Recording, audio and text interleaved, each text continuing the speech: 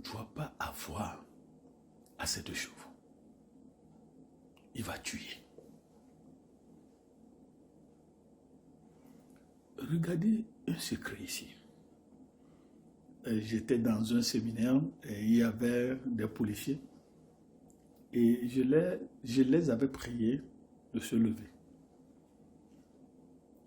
Ils se sont levés et j'ai demandé à l'auditoire la tenue que les policiers ont portée là. Qui a habillé la police? Les citoyens même ne savent pas. Ils ne savent pas.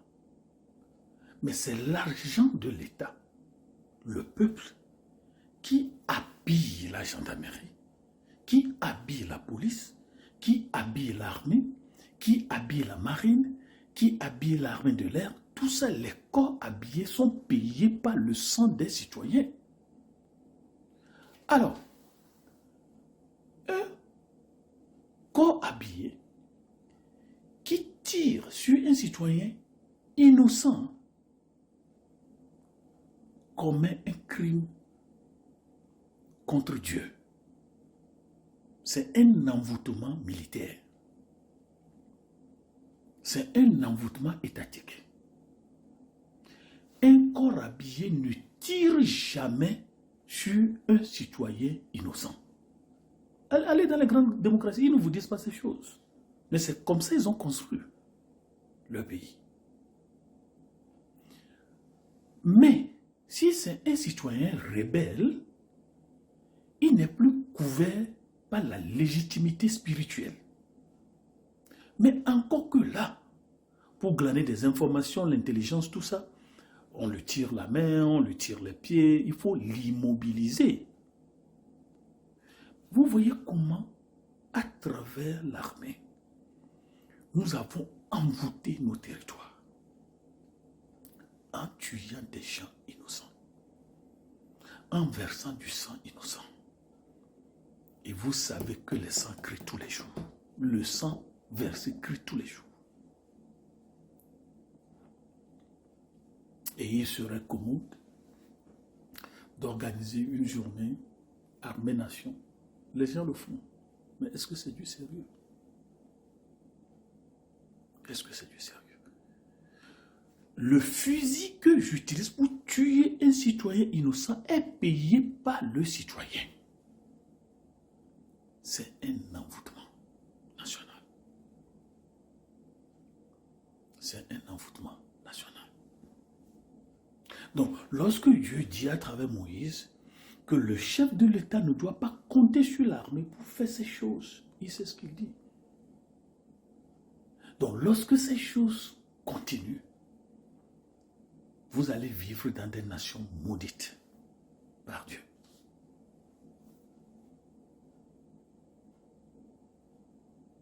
Les grandes démocraties ont compris ces choses. On ne tire pas sur un citoyen parce que l'arme est achetée par ces taxes. C'est un auto-envoûtement. C'est ce qu'on dit, il a signé un pacte de mort. Armée africaine.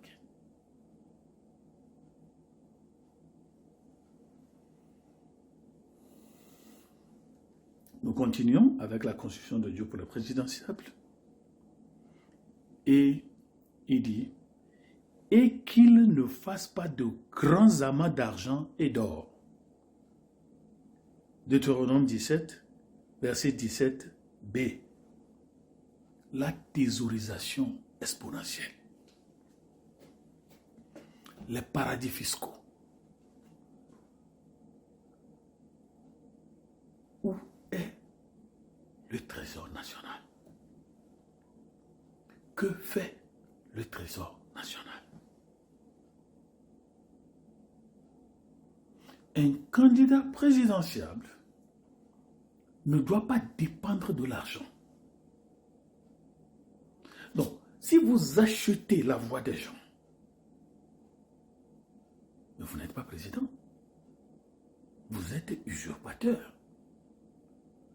Mais Dieu veut que le chef de l'État soit aimé, soit chanté, soit apprécié.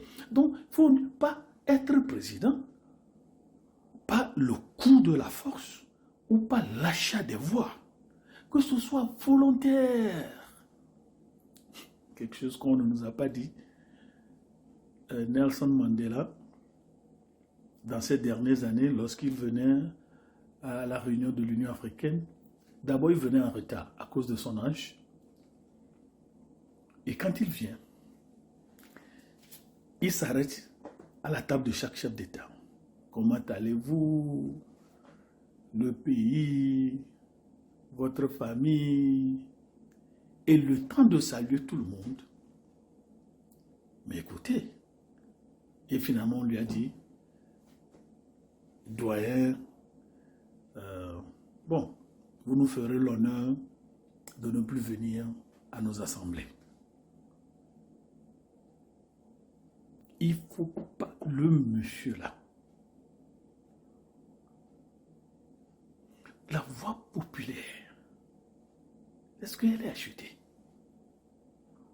Le résultat, est-il acheté? Donc, lorsque le présidentiable a beaucoup de chevaux, il a beaucoup d'argent, les gens autour de lui ne vont pas lui dire la vérité. On va lui dire ce qui lui plaît.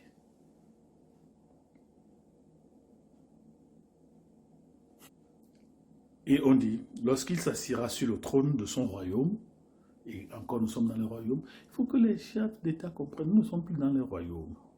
Nous sommes dans des États, nous sommes dans des républiques. Donc, les constitutions de royaume ne peuvent plus être appliquées aux États. Ça, c'est tout.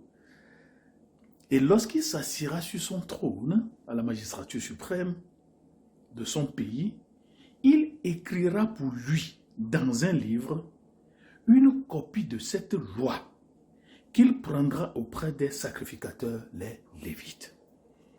Venons-en à la Constitution. Un présidentiel doit avoir la Constitution de son pays. Mais regardez ce que Dieu dit. On ne doit pas lui faire une copie, il doit copier ça lui-même. L'agenda personnel du présidentiable ou du président, son agenda personnel, il doit écrire la Constitution lui-même. Pourquoi? Ce n'est pas la main qui écrit, c'est le cerveau, la graphologie.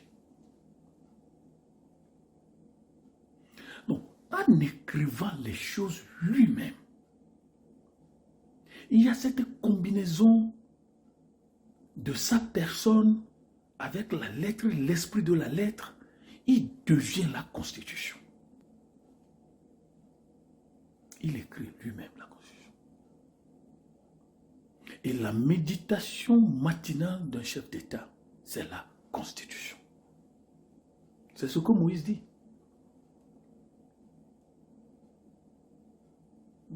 C'est ce que Moïse dit. Depuis quand un chef d'État s'est fait écrire une constitution? Il dit, il va prendre ça chez les sacrificateurs, les Lévites. C'est ça qu'on a remplacé avec la Cour constitutionnelle.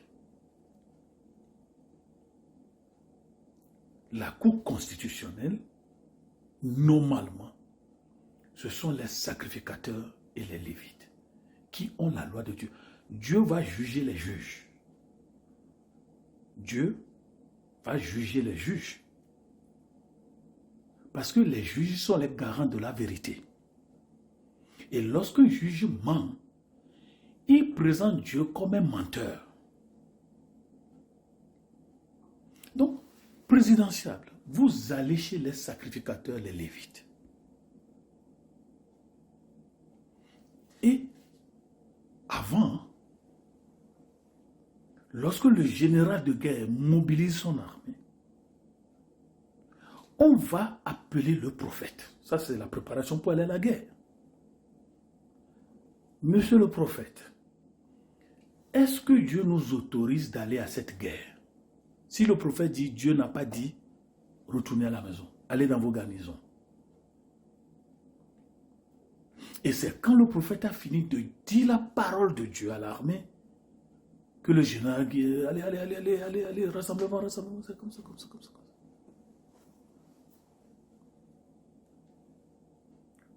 La loi est le représentant de Dieu auprès de la population. La loi est sacrée. Donc celui qui ne respecte pas la loi, ne respecte pas la constitution, embête Dieu.